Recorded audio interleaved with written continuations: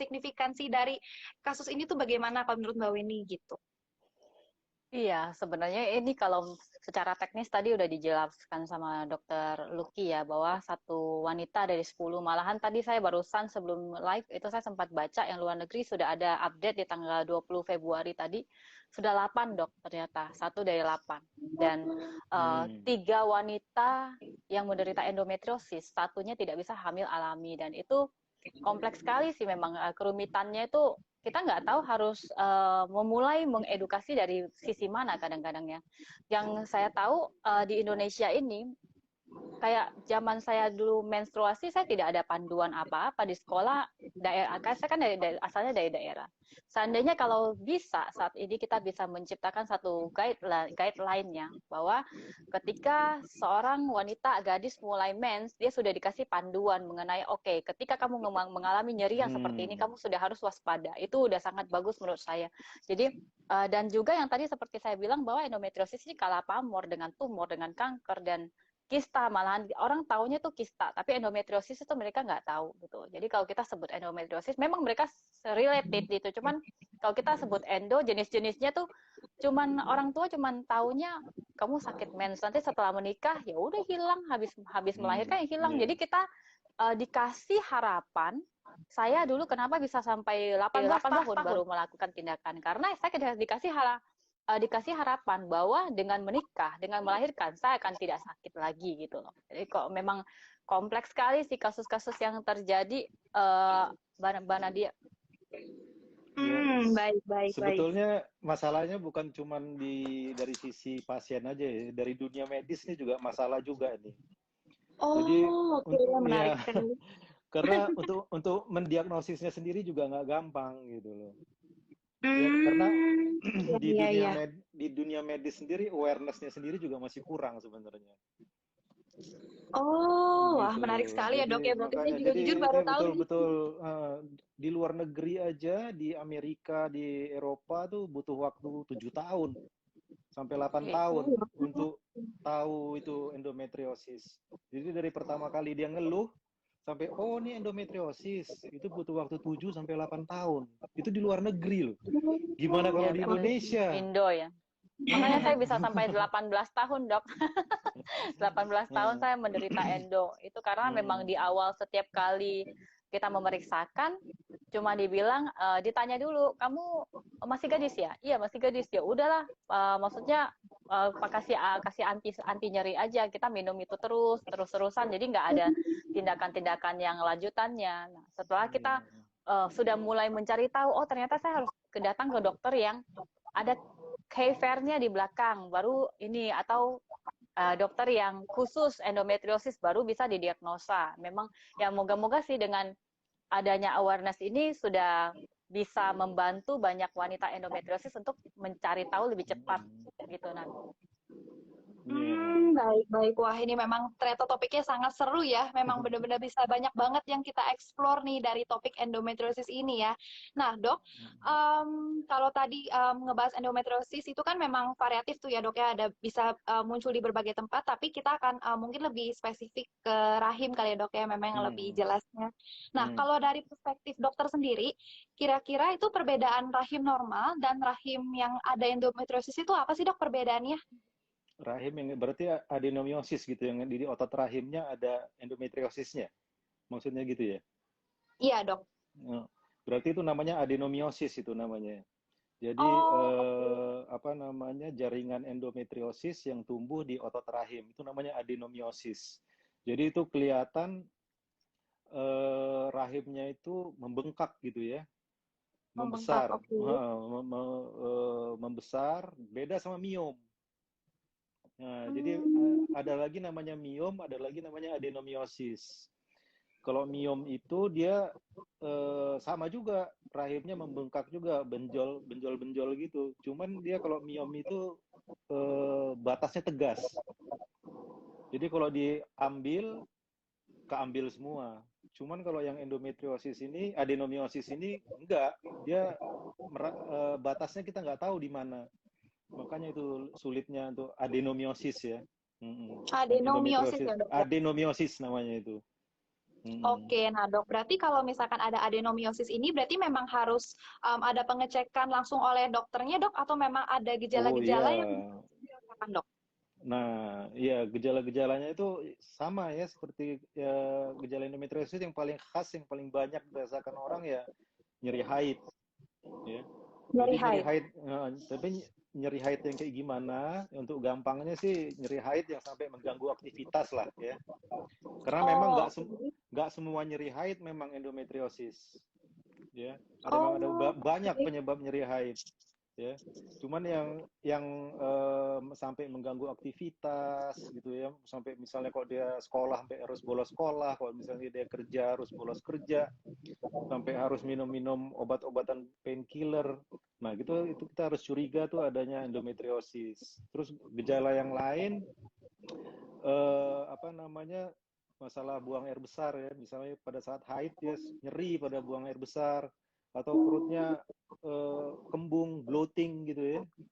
Itu juga Hmm. bisa salah satunya, atau konstipasi, susah buang air besar. Terus buang air kecil juga bisa bermasalah. Ya, Oh, nyeri pada saat buang air kecil juga bisa. Terus kalau yang udah berkeluarga, nyeri pada saat berhubungan, ya, pada saat oh, berhubungan dengan suami nyeri. Nah, jadi pada saat haidnya sakit, pada saat berhubungan dengan suami dia juga nyeri. Nah, itu harus mikir itu ada endometriosis gitu. wah, berarti memang Jadi gejala-gejalanya tuh memang banyak gejalanya, banyak Ya. gejalanya, banyak. banyak. Dan semuanya itu Ya. memang berarti harus segera ditangani ya dok ya, jadi nggak bisa nunggu ya dok ya. Nah, bagusnya iya karena endometriosis ini penyakitnya progresif ya. Dia makin lama Hmm. makin memburuk ya. Wah, Gitu nah kalau progresif kayak dia. wah, berarti kalau misalkan seperti itu, berarti penyebab dan faktor resiko endometriosis itu seperti apa, Dok? Kalau misalkan itu terus berlanjut dan nggak Nah, ditangani, Dok? itu penyebab ya. Kalau penyebab itu dia tuh. Sampai sekarang kita penyebab pastinya sih belum tahu ya. Teorinya sih banyak ya. Wah, Teorinya segudang. Teorinya oh gitu. segudang, teorinya banyak banget. Ada yang teori karena aliran darah apa namanya? Aliran darah haid yang masuk lagi ke dalam. Oh, Ada yang teori genetik, keturunan, macam-macam teorinya. Cuman wah, ya belum bisa diaplikasikan gitu loh. Kita nggak tahu pastinya. Paling faktor resiko yang kita tahu. Ya faktor resiko oke. itu gitu. Cuman penyebab pasti kita belum tahu pasti kenapa yang ini kena endometriosis, kenapa yang ini enggak gitu. Berarti masih dalam Itu proses sulitnya emang iya. riset juga ya, Dok ya? Masih Iya, terus dicari ya, Dok ya? Kayak COVID ya, sampai Dok ya? Masih terus cari terus ya, Dok ya? Nah, mungkin bisa iya. dijelasin faktor risikonya kali ya, Dok ya? Kira-kira seperti apa tuh? Oh, faktor banyak ya. Jadi salah satunya keturunan ya, faktor keturunan. Kalau dalam keluarganya ada riwayat endometriosis, mungkin dia lebih tinggi kemungkinan kena endometriosis. Terus faktor pengaruh lingkungan ya, polusi salah satunya ya. Sekarang yang salah satunya dioksin. Dioksin itu loh apa namanya yang wadah plastik itu. Kalau kita makan dari wadah plastik itu Hmm? juga salah satu resiko. Jadi keturunan, polusi, faktor lingkungan itu salah satu banyak faktor resikonya. Wah, berarti memang banyak banget ya dok ya faktor resiko yang harus diperhatikan ya dok ya untuk Makanya, waktu karena kita kayak nggak tahu pasti penyebabnya itu apa gitu. wah, menarik nih. Saya juga jujur jadi belajar nih, karena saya sama sekali juga nggak pernah ngulik endometriosis kan. Nah, jadi ini saya juga sekalian belajar nih ya. Saya kan juga bunda-bunda yang nonton juga pasti banyak belajar nih dari IG Live kita pada hari ini. Nah, aku akan langsung nanya ke Mbak Weni juga nih. Nah, kalau dari Mbak Weni sendiri, bagaimana nih perjuangannya Mbak Weni terhadap endometriosis gitu? Maksudnya awalnya seperti apa nih? Kan tadi menyambung apa yang dijelaskan Dokter Luki nih tentang gejalanya, penyebabnya, faktor risikonya. Nah, kalau dari Mbak Weni sendiri tuh perjuangannya seperti apa sih dan apa yang dirasakan pada saat itu? Awalnya pasti kita nggak tahu kalau kita endometriosis ya. Apalagi zaman saya waktu SMA kan saya masih di daerah. Itu di mana keluarga kita itu semuanya ya taunya sinsai-sinsai aja. Ada sakit itu bukannya cari dokter tapi carinya sinsai. Jadi begitu nyeri haid ya pasti sering dibilang cengeng sih, maksudnya kamu daya tahan terhadap sakitnya itu nggak seperti kakak kamu deh, nggak seperti tetangga kita si Anu gitu, nggak dibilang, maksudnya ya sering dianggap remeh. Jadi kadang-kadang kita sakitnya sampai udah meringis pun nggak bisa berangkat sekolah pun ya mereka nggak peduli, maksudnya guru-guru juga nggak terlalu peduli dengan apa yang kita rasakan, cuma dibilang pengen bolos. Jadi kalau tiap kali saya mens, memang di sekolah itu yang mensnya sampai sakit dan nyerinya seperti saya itu cuman saya. Ada satu teman saya yang dia selalu bocor banyak banget. Nah itu kita berdua tuh terkenal banget pokoknya. Kalau setiap bulan pasti ada minta pulangnya. Nah sakit itu dari yang cuma setengah hari intens bertambah dari yang 1 hari full, 2 hari, 3 hari, sampai yang akhirnya setiap mens harus masuk UGD. Itu pengalaman saya dengan ya. Bagaimana saya taunya? Saya sebenarnya di waktu mau penantian masa kuliah itu kan saya santai banget di rumah, sering nonton TV. Dan itu ada satu dokter yang live di salah satu stasiun televisi. Beliau mengatakan, menjelaskan bahwa ada yang namanya endometriosis. Nyerinya itu seperti ini, ciri-cirinya begini. Kalau lagi BAB, BAK itu sampai beginilah. Sama persis dengan saya. Saya waktu itu juga pas mau BAB saya sampai bisa jongkok untuk nahan nyeri banget itu, sampai dia bisa lewat gitu loh. Dia kayak ada yang lagi dipaksa untuk membesar gitu di dalam. Nah, itu sampai saya merasa kayaknya nggak bener deh, saya nyerinya sampai begini gitu. Kayak saya tanya teman-teman saya tiap kali mens, mereka cuma bilang, aduh saya lagi bete deh, saya lagi haid nih gitu loh. Terus sedangkan kalau saya bilang saya lagi pusing nih, saya lagi haid, ya saya benar-benar pusing. Saya nggak benar-benar yang harafiah aja mengatakan saya lagi pusing. Saya memang lagi pusing banget, dan itu trauma.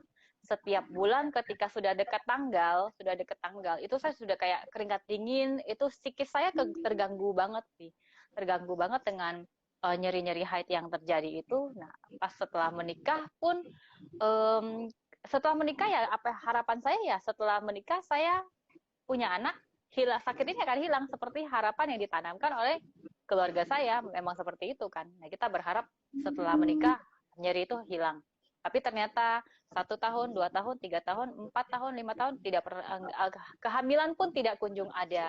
Nah baru setelah itu saya seriuskan, saya udah nggak denial lagi, saya benar-benar mencari dokter. Oke, saya mau cut gitu loh, saya nggak mau seperti ini bertanya-tanya cari pengobatan yang tidak pasti. Mendingan saya udah kunjungin satu dokter. Saya belanja dokternya banyak banget sih, maksudnya kunjungin dokter ke dokter itu banyak, dari yang lokal sampai ke luar negeri itu juga banyak. Tapi akhirnya memutuskan dengan salah satu dokter dan diambil tindakan. Nah dari sanalah akhirnya saya sadar bahwa sebenarnya kalau saya mengambil, saya lebih cepat menerima diri saya endometriosis. Ini saya nggak akan kejadian sampai sedemikian rumitnya hidup saya gitu loh, Nadia. Wah, saya juga jadi dengarnya kayak wah luar biasa banget Mbak Winnie bisa mencapai di titik ini. Berarti memang udah melewati naik turunnya perjuangan kehidupan Mbak Winnie. Aduh, bukan main deh. Kalau mau diceritakan bisa 1 jam nggak cukup ya, Nat. Bisa berjam-jam itu. Iya benar, tapi yang penting di sini Mbak Winnie juga bisa ceritain ke bunda-bunda dan juga mungkin ada pasangan dari bunda-bundanya yang juga bisa tahu nih ternyata ini loh perjuangan dari seseorang yang memiliki endometriosis ini seperti ini, dan ini nggak main-main seperti dokter Luki tadi juga udah jelasin ya dok ya. Ya. Nah, oke, mungkin kita akan bahas juga nih karena memang Boys Indonesia ini kan bergeraknya kan di bidang fertilitas nih, Dok. Nah, jadi kira-kira sebenarnya apa sih korelasi antara endometriosis dan juga fertilitas, Dok? Kira-kira penanganan terhadap kedua aspek tersebut tuh seperti apa gitu, Dok? Iya. Jadi apa namanya, orang penderita endometriosis ini biasanya terganggu masalah kesuburannya ya. Cuman ya, nggak semua ya. Ada juga orang yang endometriosis bisa hamil alami, nggak ada masalah. Ya. Ada juga. Cuman sebagian besar mengalami gangguan kesuburan. Ya. Nah itu yang bikin apa namanya, yang apa namanya, yang dalam dunia medis sendiri ini juga masih terus terang, apa endometriosis ini penyebab infertilitas, gangguan kesuburan, ya. Kalau dibilang iya, tapi ada juga orang yang endometriosis Bisa. anaknya banyak gitu loh. Gitu. Jadi itu karena endometriosis ini kalau di dunia medis dibilang ini penyakit enigma ya. Apa itu, Dok? Enigma ini tanda tanya besar, pertanyaan. disease of theory gitu. Semuanya teori. Ya. Seru juga ya. Iya, jadi orang dibilang endometriosis nggak bisa hamil, ada juga yang hamil spontan, padahal kistanya gede. Cuman ada juga orang endometriosis cuman kistanya kecil, Kecil-kecil ya. nggak hamil-hamil. Atau enggak endometriosisnya kecil, cuman sakitnya guling-guling, harus masuk IGD. Ada yang endometriosisnya sebesar perut, kistanya tenang-tenang aja dia. Gitu. Wah, memang bervariatif banget berarti ya dok ya? Variatif banget, iya. Nah, berarti kalau kayak gitu penanganannya seperti apa dok? Maksudnya mulai dari apakah mungkin seperti terapi endometriosis kah? Atau mungkin ada penanganan-penanganan khusus lainnya untuk Ya. kondisi ini? Jadi secara umum endometriosis itu keluhannya cuma dua itu ya. Kalau nggak nyeri, gangguan kesuburan. Ya. Jadi mereka tuh berobat ke dokter tuh karena dua masalah itu. Ya. Jadi kalau misalnya nyeri dia masih bisa tahan, nanti pas kesulitan punya anak, baru dia ke dokter, baru ketahuan, oh ini ada endometriosis. Atau kalau misalnya dia udah nggak tahan lagi nyerinya, baru dia ke dokter. Jadi penyebabnya dua itu. Nah, ini kan kita sekarang masalahnya dengan kegangguan kesuburan ya. Nah, jadi kalau misalnya kegangguan kesuburan, ya jangan lupa suami juga penting diperiksa kalau gangguan kesuburan. Jangan cuma istrinya aja ya yang istri habis diperiksa, diacak-acak ya. Nggak tahu sperma suaminya yang jelek. Kan itu juga bisa. Iya. Gitu. Ya, jadi kalau endometriosis ini menyebabkan gangguan kesuburan nih bisa macam-macam penyebabnya ya. Jadi endometriosis itu dia bikin gangguan anatomi ya, perlekatan pada organ reproduksi sehingga terganggu untuk pelepasan sel telur, gangguan pada saluran telur. Nah, terus endometriosis ini juga bikin gangguan kesuburan tuh kalau misalnya dia mengganggu kualitas sel telur. Kualitas sel telurnya juga berkurang gara-gara endometriosis. Terus juga rongga rahimnya, dinding rahimnya itu yang tempat bayi nempel, itu namanya reseptivitasnya terhadap embrionya juga terganggu gitu. Jadi banyak penyebab orang-orang endometriosis ini yang nggak salah dengar, berarti kesempatan hamil dengan kondisi endometriosis ini berarti masih bisa memungkinkan ya dok ya? oh masih banget. Ya cuman ya itu gimana dok? Ya cuman ya itu sperma suaminya harus normal dulu. Jadi dicek dua-duanya ya dok ya? Iya. Kalau mau hamil alami dengan endometriosis, biasanya banyak kok yang orang hamil alami dengan endometriosis. Bahkan ada pasien saya yang baru mau dijadwalkan operasi, tiba-tiba hamil.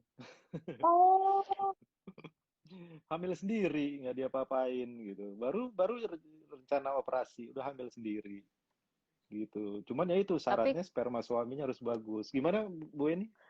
Tapi kalau boleh bertanya ya dok, berapa lama ya seandainya kalau kita pengen hamil alami itu berapa lama kira-kira kita harus punya target waktu mencoba? Nah, betul. Itu dia. Ada target waktu ya.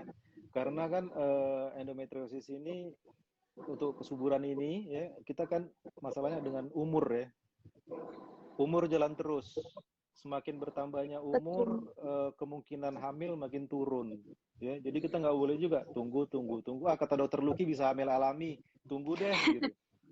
Tahu udah umur 45 aja ya enggak? Iya. Iya. Ya, Kira-kira berapa ya harus bagaimana dok? Berapa waktu yang kita harus targetkan itu rata-rata ya dok untuk pasien misalnya dia udah menikah berapa tahun kira-kira dok? No, kalau untuk gangguan kesuburan kita pakai tetap definisi yang kalau dalam 1 tahun masih belum bisa mendapatkan keturunan, berhubungan rutin seminggu 2 atau 3 kali tanpa kontrasepsi, masih belum mendapatkan keturunan, nah itu berarti ada masalah. Gangguan ada masalah kenapa nggak hamil. Nah, cuman kalau misalnya dia endometriosis ya, kalau dia endometriosis nggak usah nunggu setahun, ya segera berobat. Nah, pasien-pasien yang bisa hamil alami dengan endometriosis itu biasanya dia itu terus terang ya kita ada pasien-pasien tertentu ya nggak banyak ya sebenarnya Hmm. Hanya pasien-pasien tertentu aja yang spermanya bagus, usia masih muda gitu ya. Iya, Hmm. iya, iya. Hmm.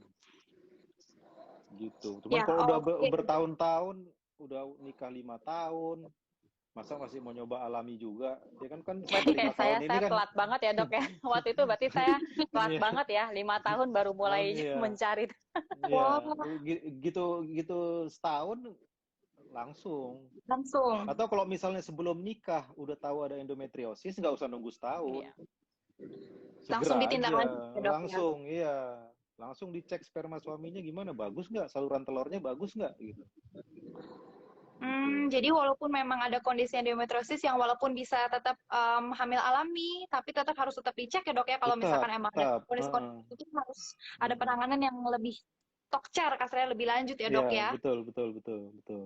Iya, iya, iya. Oke, kalau kayak gitu, aku mau nanya juga nih sama Mbak Weni. Nah, ini kan tadi kan kalau bicara dari sisi medis sih, dari sisi dokter Luki kan memang kasus endometriosis itu kan masih terus di riset terus ya, Mbak. Masih terus diobservasi, masih terus Iya. dicari perkembangannya seperti apa dari tahun ke tahun, baik di Indonesia maupun di luar negeri. Nah, Hmm. kalau misalkan dari sisi pejuang nih, seperti Mbak Weni sendiri, kira-kira effort seperti apa sih, atau usaha seperti apa nih yang diberikan nih untuk bisa mencapai kehamilan tuh seperti apa kira-kira Mbak Weni? Ini nanya ke saya pribadi atau keseluruhan bahwa di grup kita. Kalau misalkan dari Mbak Winnie sendiri boleh, tapi kalau misalkan kayak mau menjelaskan lebih ke mewakili yang teman-teman yang mengalami hal yang sama juga boleh. Hmm. Jadi kita Kalau semua saya juga. mulai dengan diri saya sendiri dulu ya, kalau gitu Mbak Nat ya. Kalau Boleh. saya sih ke usaha untuk hamil setelah saya tahu saya endo itu ya berarti kan sekitar 7 tahun ya setelah itu dari hal yang masuk akal sampai yang tidak masuk akal saya lakukan sih karena um, waktu itu kan memang masih merasa oke, kita masih mau mencoba hamil alami jadi ya dari yang tidak masuk akalnya saya kasih tahu itu aneh banget ya disuruh nyolong pisau dapurnya mertua terus ngambil pampersnya punya ya ini kita buat bercanda-bercanda aja sih dok boleh ketawa kok dokter dokter boleh ketawain saya deh jadi pernah juga dibilang kalau ke rumah teman yang melahirkan colong pampers anaknya katanya terus teman saya sendiri tahu saya mau nyolong pampersnya ya udah ditaruh aja di samping tas saya supaya saya bisa bawa pulang nah itu yang tidak masuk akalnya yang masuk akalnya itu banyak dari yang pengobatan herbal minum arak 1 panci ada selama sebulan ya ada akar ini daun itu bawang ini bawang itu ada gitu nah sampai terakhir akhirnya ya minum obat penyubur itu juga dilema ketika saya minum obat subur kista saya ikutan subur benar nggak dok seperti itu Iya, betul, nah betul. kalau saya menekan endonya saya jadi tidak subur nah itu yang kadang-kadang bikin dilema banget bulan ini ketika mood saya bagus saya bilang oke, saya akan harus hamil saya akan follow instruksi dokter saya minum semua obat yang dikasih tapi bulan depan ketika saya nyeri tinggalkan obat-obat hamil itu saya mau sembuh dari itu jadi dilema itu jadi mungkin boleh jadi masukan juga ketika buat teman-teman ketika udah tahu kita ada endo pastikan dulu apa yang mau dijalankan jangan seperti saya yang plan berbulan-bulan kadang pengen sembuh kadang pengen hamil jadinya nggak bisa dapat hal yang bagus kan untuk tubuh kita kan nah setelah berapa kali saya coba alami nggak bisa akhirnya saya coba insem 2 kali gagal juga sampai terakhir saya hamilnya dengan IVF kelima itu memang perjuangan saya panjang sih gitu untuk sampai menuju ke kehamilan. Tapi di teman-teman yang di pejuang endo di endometriosis Indonesia banyak juga yang hari ini juga saya baru dapat 2 kabar gembira hamil alami itu juga ada kayak pembina. Iya, kita senang banget kalau ada dapat mau dengan cara apapun itu, mau dengan teknologi berbantu atau tidak, ketika ada kabar hamil. Nah, kita semuanya happy dengan itu ya. Nah, pembina WhatsApp grup kita sendiri, Mbak Opi, kalau hadir di sini ya, boleh tunjuk tangan, Mbak. Itu juga operasi total sudah 7 kali dengan dia laparotomi 4 kali, laparoskopi 1 kali, tapi hamil alami 3. Anaknya semua sehat gedut-gedut lucu menggemaskan. Nah itu seperti yang dokter Luki bilang gimana gitu kita nggak ada satu patokan dan standar kan dok bahwa kondisi begini yang bikin tidak hamil kondisi begitu yang bisa hamil. Nah memang itu harus berarti kasus endometriosis itu ya individual masing-masing punya gitu loh, masing-masing punya penanganan tersendiri. Nggak bisa bilang, wah Mbak Weni IVF-nya 5 kali, berarti saya harus 6 kali juga kali ya, nyaingin gitu. Nggak bisa gitu. Memang kondisi masing-masing itu berbeda. Jadi memang harus intens konsultasikan dengan dokter kita. Itu juga harus di follow up terus. Misalnya disuruh balik lagi sebulan, baliklah. Jangan kita bilang 3 bulan lagi, lagi nggak ada nyeri, tunggu-tunggu aja dah gitu loh. Saya melihat banyak teman-teman saya yang di pejuang endo dengan yang rutin. Ada satu namanya Mbak Intan, dia rutin loh, per 3 bulan selalu ke SPOG-nya, ke dokter objinnya, dan sampai sekarang ya dia fine-fine aja sih, nyeri juga ya nggak gimana, kualitas hidupnya juga udah kembali. Itu sih, kita mau cerita tentang kehamilan saya, malah saya bawa panjang ya. Di stop ya Mbak Nat, kalau saya suka kelewatan ngobrolnya. Nggak apa-apa Mbak Winnie, justru berarti dari cerita latar belakang itu justru itu mungkin yang menjadi pencetus untuk dibuatkan komunitas endometriosis Indonesia ini ya berarti ya Mbak Winnie ya?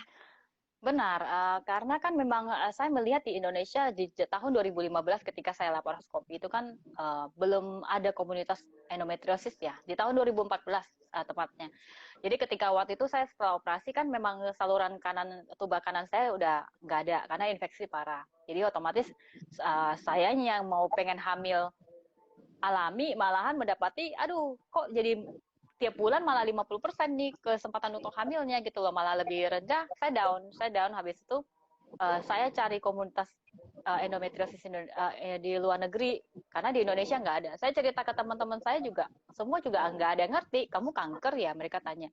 Tapi ya saya bilang bukan, ini endometriosis. Jadi mereka nggak ada yang tahu. Akhirnya ya daripada saya harus bertele-tele dan ngobrol dan dikasih wejangan yang enggak suruh makan akar ini bawang itu segala macam, ya udah saya carilah dari luar negeri. Waktu itu saya ingat saya join di grup endometriosis US, UK, ada Nancy Snook namanya juga, itu salah satu yang jadi guideline buat saya sih, harus bagaimana.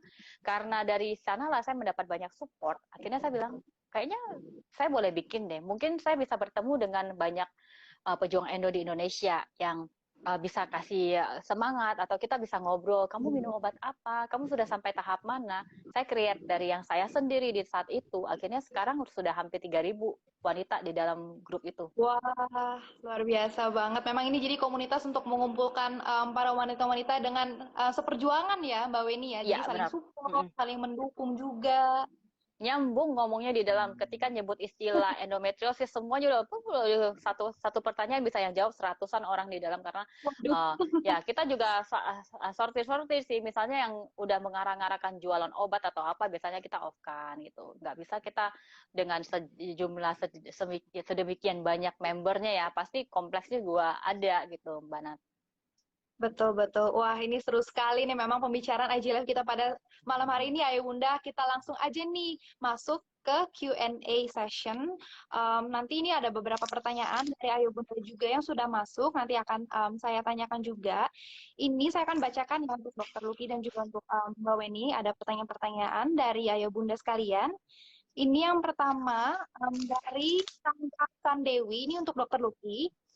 Pertanyaannya adalah, endometriosis kok bisa tumbuh lagi karena faktor apa ya? Apa operasi bukan jaminan bakal hilang kistanya? Nah, gimana tuh Dokter Luki? Ya, itulah masalah endometriosis ini. Ya, jadi kan saya bilang tadi kan kita sampai sekarang belum tahu penyebab pastinya apa.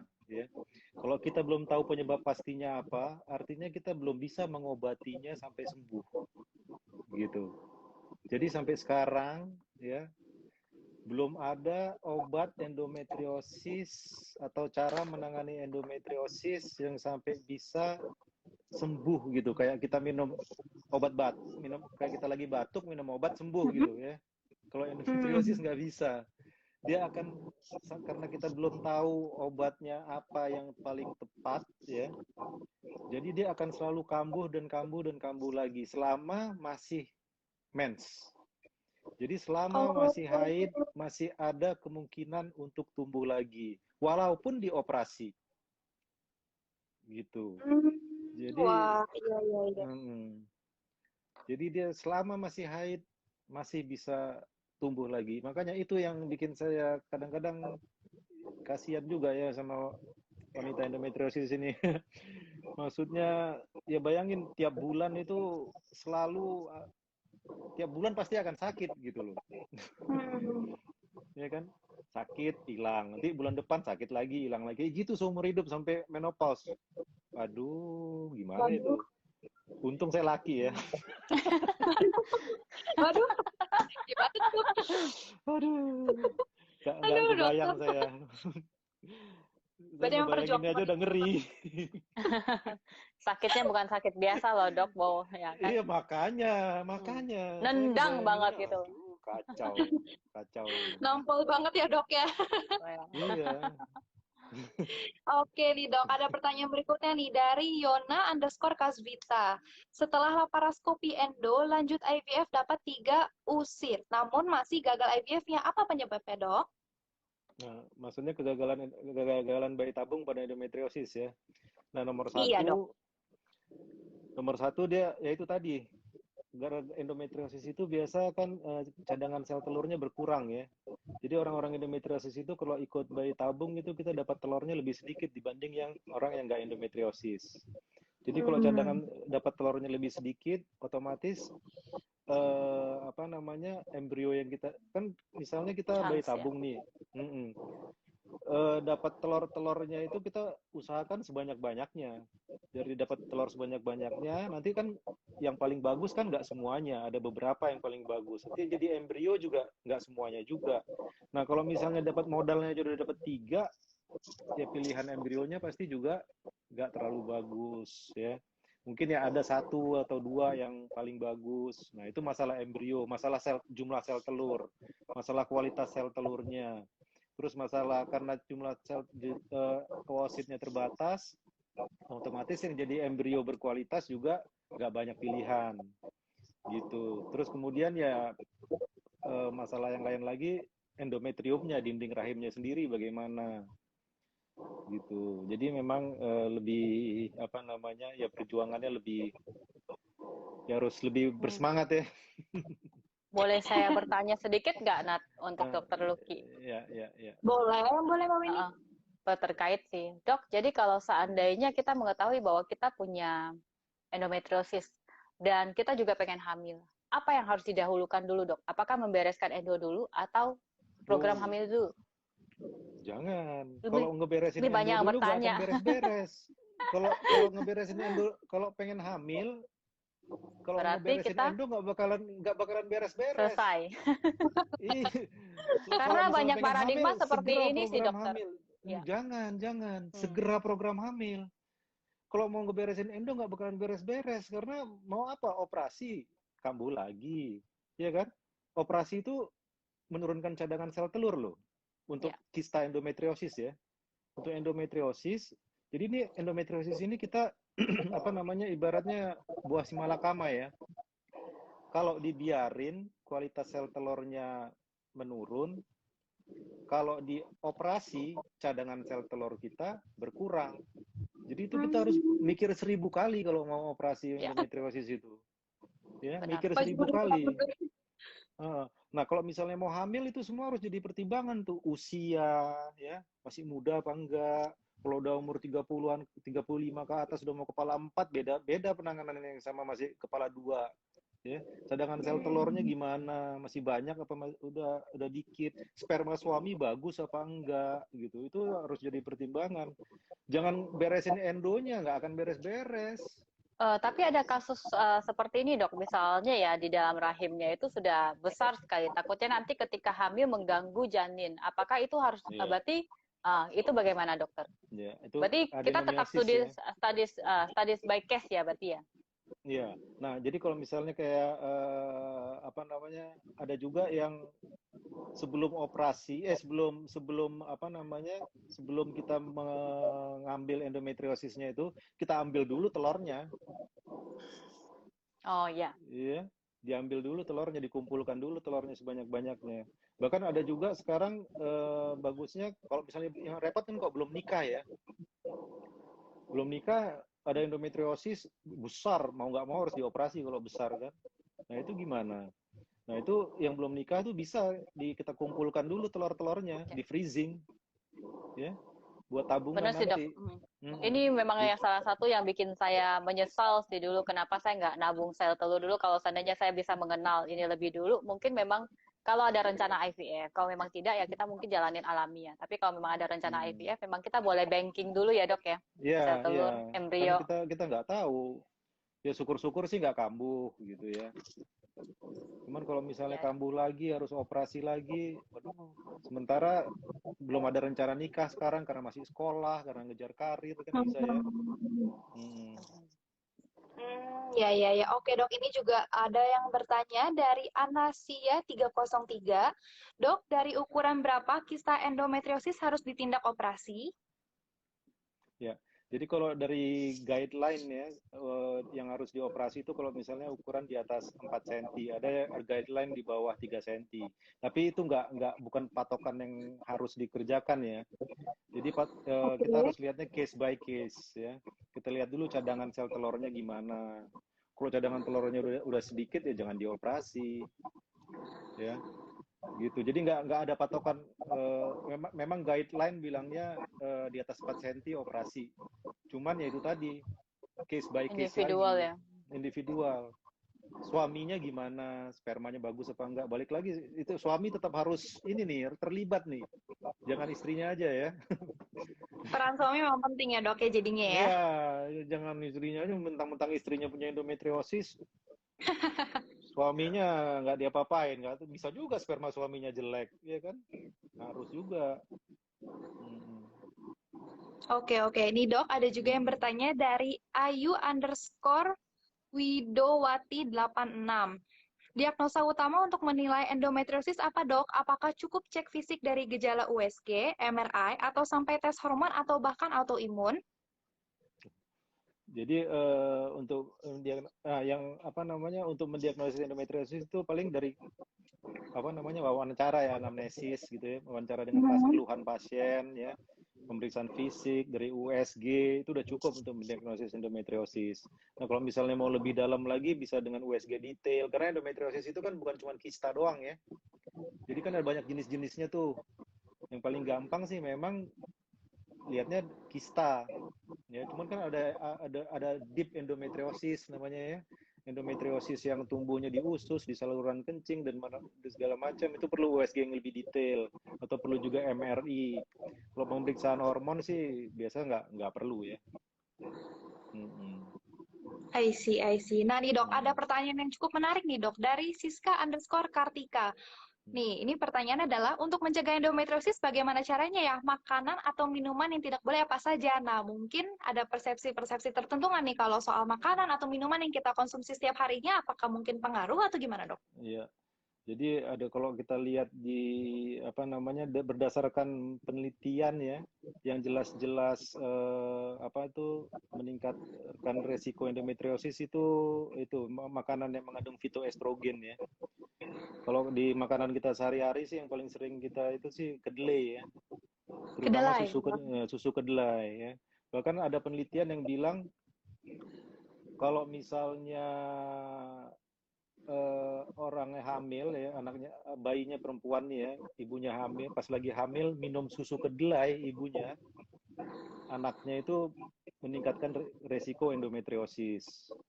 Oh, Iya, gitu baru susu tahu juga kedelai. saya. Karena fitoestrogennya tinggi susu kedelai itu. Atau enggak kalau misalnya bayinya juga pas masih bayi dikasih susu kedelai itu juga hati-hati. Terus ada satu lagi yang udah jelas-jelas apa namanya, jadi soy tadi ya, soy itu hati-hati. Terus yang kedua yang penelitiannya yang udah terbukti ya, gluten salah satunya. Gluten itu ya keturunannya gandum ya. Cuman ya susah ya kita ya kalau gluten itu ya. Cari makanan gluten free kan juga susah ya. Mahal itu. Betul. Luas soalnya ya dok ya. Luas banget soalnya gluten ya. Keturunannya gandum. Ya, ya. Gitu. Itu yang udah jelas-jelas soy dan gluten. Cuman kalau yang Soy dan lain-lain gluten. biasanya soy dan gluten. Cuman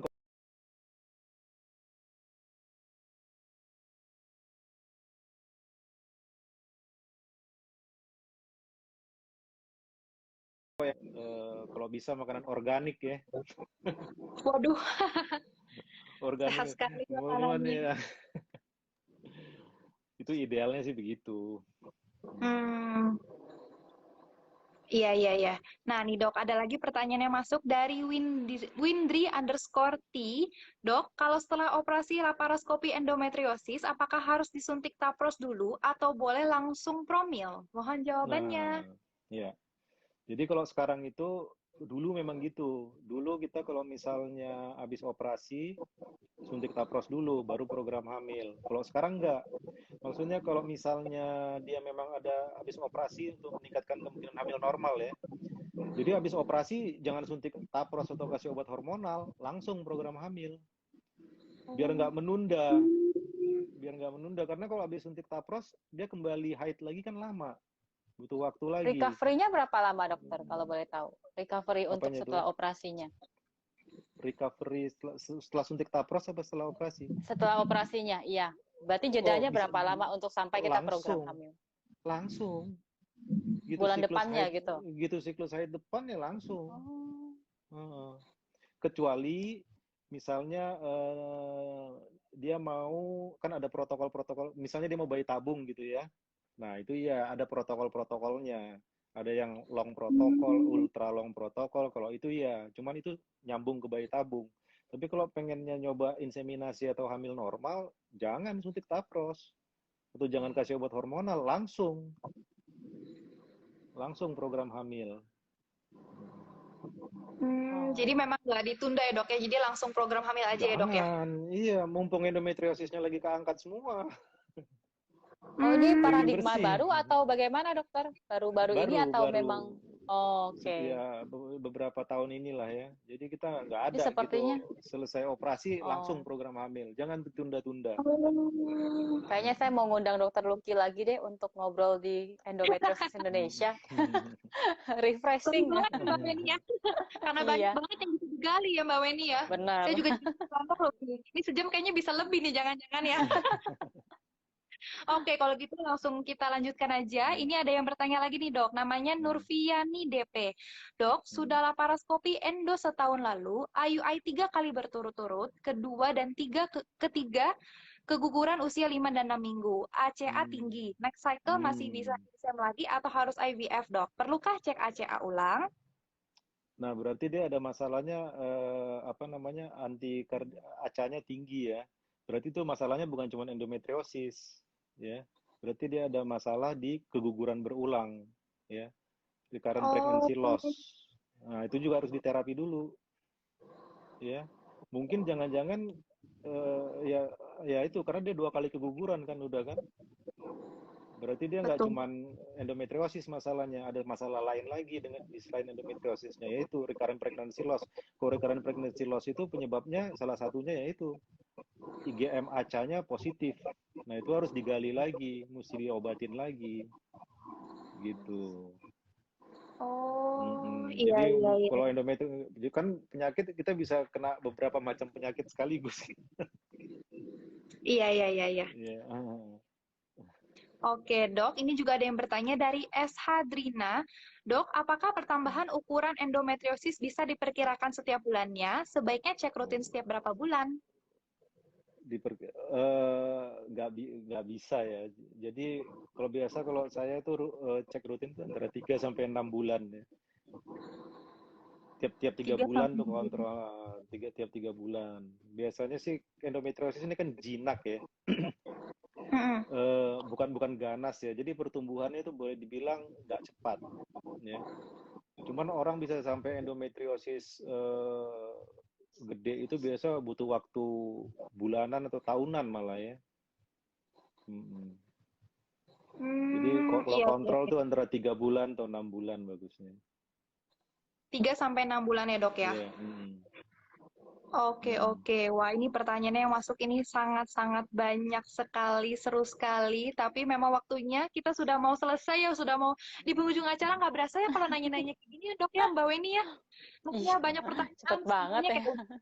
Iya, karena ini semangat sekali nih, juga viewersnya juga udah 173 dan ini bertambah terus. Wah, nih ya dok ya, ada lagi pertanyaan juga dari Anissa Fitri 39. Ini mungkin akan jadi pertanyaan terakhir ya, karena ini waktunya sudah mepet sekali ya. Faktor genetik dapat menyebabkan resiko terkena endometriosis. Itu kenapa dok? Nah, itu gimana tuh dok menanggapinya nih? Mungkin ada Faktor genetik bisa meningkatkan risiko. menyebabkan risiko terkena endometriosis. Itu kenapa, Dok? Nah, mungkin ini lebih ke medis kali ya, scientifically gitu kayak ada apanya mungkin Ya, gitu, Dok. kalau genetik kan berarti emang udah bawaan ya. Memang udah bawaannya kena endometriosis ya. Jadi ada lagi selain genetik, epigenetik gitu ya. Jadi Apa tuh, Dok? epigenetik itu jadi karena faktor lingkungan dan faktor kebiasaan, jadi itu bisa merubah ini kita apa namanya gen kita ya. Hmm, Nah, itu jadi faktor lingkungan tuh juga berpengaruh yang merubah gen kita itu namanya teori epigenetik. Itu juga salah satu teorinya endometriosis itu. Jadi dia jadi lebih gampang kena endometriosis gitu. oke, oke, oke. Ikut, oke. Nah, ini pertanyaan terakhir. Satu lagi ini Hmm. khusus untuk Hmm. Mbak Weni nih, dari Ayu_Widowati 86. Mbak Weni, temennya yang bocor banget haidnya itu, apakah Mbak tahu apa sakitnya? Apa dia sekarang sudah sembuh? Mohon Oh, itu dijawab. karena teman SMA, jadi udah lama banget ya. Cuma memang waktu itu kalau setiap bulan saya terkenal dengan sakitnya, dia terkenal dengan jaket selalu di pinggang karena bocornya udah sampai ke roknya gitu kan. Cuma saya tidak tahu itu kenapa. Mungkin dokter Lucky bisa bantu. Kenapa Ya. sih ada yang Masih sampai kayak ngucur masih gitu? masih SMA ya Iya benar dok. waktu itu. Jadi kalau masih muda ya penyebabnya banyak ya. Jadi biasanya kalau masih muda itu gangguan hormonal yang paling sering ya. Jadi haidnya itu memang banyak gitu. Itu memang biasa terjadi pada wanita yang masih umur belasan gitu ya. Oh. Sering gitu, bahkan sampai HB-nya turun. Itu masalah hormonal aja Iya karena benar dok. belum seimbang hormonalnya. Cuman kalau udah lebih tua lagi ya, kepala 2, kepala 3 kayak gitu, nah itu udah nggak gangguan hormonal lagi. Itu kita harus cari tahu penyebabnya.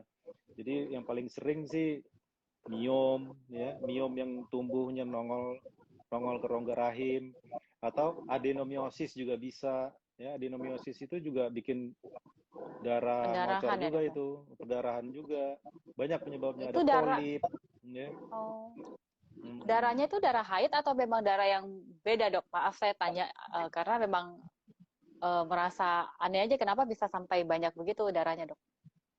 Ya, jadi itu karena kalau adenomiosis tadi atau miom tadi dia bikin rongga rahim itu jadi lebih lebih luas ya, karena ada masanya itu ya. Nah, itu akibatnya lapisan dinding rahim jadi lebih lebih luas, lebih tebal, sehingga akhirnya kalau haid tuh darahnya, luruhnya itu jadi darahnya lebih banyak gitu. Gitu. Jadi memang itu memang dinding rahim yang lebih lebih banyak, kayak darahnya lebih lebih banyak dari biasa, sampai bergumpal-gumpal biasa itu darahnya, sampai ya bocor-bocor ya. Mm-mm. Iya benar Ya, dok. ya, ya. Oke, sebelum kita mengakhiri sesi IG Live kita pada malam hari ini, mungkin dari Dokter Lucky maupun Mbak Weni ada pesan penutupnya mau disampaikan untuk ayah bunda yang nonton atau mungkin wanita-wanita single yang sedang menonton mengenai IG Live hari ini. Mungkin dari Mbak Weni dulu. Kalau saya sih saya selalu berpesan kepada pejuang endo ya, jangan tidak melakukan apa-apa, don't do nothing gitu. Kalau kita mengetahui kita ada sesuatu yang something wrong dengan badan kita, misalnya nyeri yang berlebihan atau tiap kali menstruasi kita harus mengalami sesuatu, misalnya sakit kepala yang berlebihan, mimisan atau apa, coba take action gitu loh. Dan konsisten untuk melakukan pengecekan, jangan cuma ketika sakit aja pergi dan ketika sudah tidak ya udah didiamkan. Itu aja sih pesan saya, don't do nothing, tapi harus take action. Sekecil apapun yang kita lakukan itu pasti akan berguna untuk badan kita, begitu. Oke, kalau dari Dokter Lucky gimana dok? Iya, tadi kan Mbak Weni bilang pas lagi sakit, gitu memang betul itu Mbak Weni ya. Jadi kok Iya. pas lagi sakit-sakitnya dia, dok saya hari ini juga pokoknya dioperasi dok, katanya gitu. Angkat aja rahim saya semuanya dok, pas lagi sakit-sakitnya kan. Cuman gitu sakitnya hilang, udah ngilang dia. Cuman ini yang ingin saya sampaikan lagi, ini yang paling penting sih Iya sih, awareness banyak ya. seperti itu Jangan sih. Itu kebawa emosi ya, Dok ya. yang paling penting sih kita harus awareness ya, jangan maksudnya terutama ke ini ya, ke bagus banget ya dari komunitas ini. Jadi kalau bisa jangan hanya ke dalam aja, tapi keluar juga untuk ngasih tahu ke wanita-wanita lain. Ini loh, ada penyakit namanya endometriosis, hati-hati kalau nyeri haid ya, jangan terlalu dibiarkan ya, karena dampaknya itu panjang ya. Jadi ya itu kalau bisa disosialisasikan lah masalah awareness endometriosis ini Ya, gitu. pasti dokter. Itu memang Nah, program kerja dari Endometriosis Indonesia untuk kedepannya. ya Kita memang speak out about this group. Tadinya yang kita private banget, sekarang kita sudah mulai ya create Instagram, sudah mulai betul collab seperti hari ini. Kita mau sosialisasikan bahwa memang ada satu grup yang dimana pejuang endo bisa bergabung dan kita tuh akan memulai seri 8 seri edukasi mengenai endometriosis. Ketika kita sudah tahu pejuang endo itu sudah diedukasi mengenai apa penyebabnya, kenapa dia bisa begitu dan harus next step harus dilakukan apa, otomatis dia tidak akan mencoba-coba lagi dan dia akan menghemat waktu ya dok ya, menghemat waktu ya untuk ya sampai dia didiagnosa. Karena apa yang betul pengalaman saya itu kan saya sampai belasan tahun karena saya denial, saya tidak ada yang mengedukasi dan saya mencoba segala kemungkinan yang orang bilang bagus, padahal tubuh saya itu tempelnya saya dijadikan coba-coba untuk oleh sesuatu hal yang tidak ada penelitiannya gitu loh. Kalau bisa memang teman-teman hmm. pelajarin apa itu endometriosis dan lakukan tindakan untuk supaya lebih baik hidupnya ke depan. Ya. Wah, menarik sekali ya pesan-pesan untuk ayah bunda yang nonton. Kalau kayak gitu, kita akhiri saja sesi IG Live kita pada malam hari ini. Terima kasih untuk Dokter Lucky dan Mbak Weni atas Terima kasih waktunya juga. dan juga sharing-sharingnya. Saya juga, saya secara pribadi juga jadi senang juga nih, jadi belajar tahu juga. Karena saya juga wanita dan harus tahu nih isu-isu yang terjadi pada perempuan gitu kan. Jangan sampai saya juga jadinya nggak tahu, nggak aware juga. Dan saya baru tahu ternyata memang endometriosis itu memang perlu tindakan-tindakan khusus yang segera ya, kalau nggak nanti akan bisa jadi penumpukan dan malah jadi berbahaya ya dok ya. Ya. Oke, Ya dan benar. saya juga betul, dan saya juga mengucapkan terima kasih untuk ayah bunda yang masih stay nonton IG Live kita sampai jam 8 ini. Senang sekali saya juga bisa hadir di sini untuk menemani Dokter Lucky dan juga Mbak Weni di sesi IG Live kita pada malam hari ini. Mungkin untuk ayah bunda yang memang ingin berkonsultasikan juga mengenai endometriosis ini bisa langsung datang ke klinik kami di Klinik Bocah Indonesia di Rumah Sakit Primaya lantai 7 dan juga bisa melakukan reservasi di 021 50 20 800. Oke, kalau kayak gitu terima kasih Dokter Lucky. Ya. Terima kasih Ya, Terima Mbak terima kasih. Weni. kasih. Terima kasih. Terima kasih Ya. Terima banyak Ayah kasih. Bunda. Terima Terima kasih. kasih. Semangat terus dan Ya. untuk para pejuang Ya, endometriosis lain semangat juga. Terima selamat kasih. Ya. malam. Makasih malam Malam. Mbak Terima Weni. kasih dokter. Ya, makasih Mari. Mbak. Makasih.